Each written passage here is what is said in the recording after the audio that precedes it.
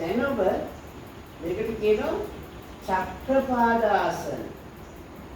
වම් පාදයේ ඉහළට ඔසවන්න. මේ ඉහළට ඔසවපු වම් පාදේ වමට වම් පැත්තෙන් ලොකු රවුමක්. ඒ පැත්තෙන් පටන් ගන්න දකුණු පැත්තෙන් ඊයේ මැදට ගෙනාවම රවුම එන්නේ. වම් පැත්තෙන් වම් පැත්ත හොයාගත්තා. ගියා මේ පැත්ත වම්. එකයි ආන්න හරිය. දෙකයි. මේ දකුණේ. තුනයි. හතරයි. වැරදි. අනිත් පැත්ත. පහයි. ආන්න. හයයි. හතයි. අනහරි. අටයි. මේ පාදේ. නවයයි. දහයයි. එකයි. දෙකයි. තුනයි. හතරයි. පහයි. හයයි. හතයි.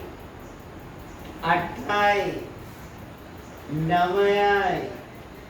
දහයයි.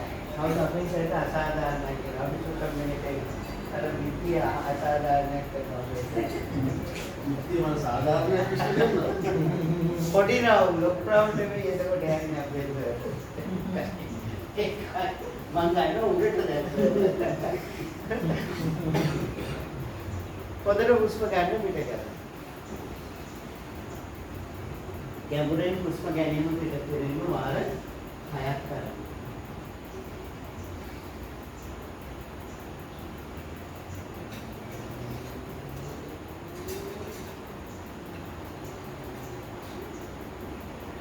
නැවත ඔබේ පාදයට ලං කරලා එම පාදයමයි වම් පාදයේ ඉහළට ඔසවන්න. ඒ පාදේ දැන් නැත්තම් වමට ගියේ දැන් දකුණු පැත්තට ගියේ නැත්තම් ඒ පාදේ තරහ වෙන්නේ. අපි හුස්ම අරන් දකුණු පැත්තෙන් ගෙනියන්නේ. දකුණු අත පැත්තේ රවුම.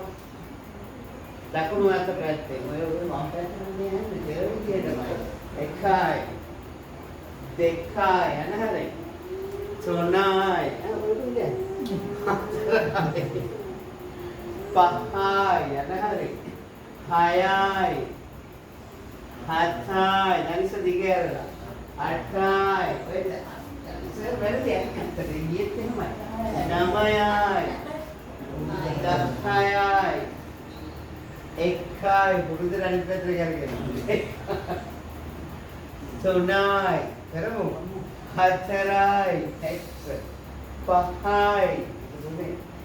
හයයි. ඔව් උගලට සංගමට දැන්නෝ. හතයි.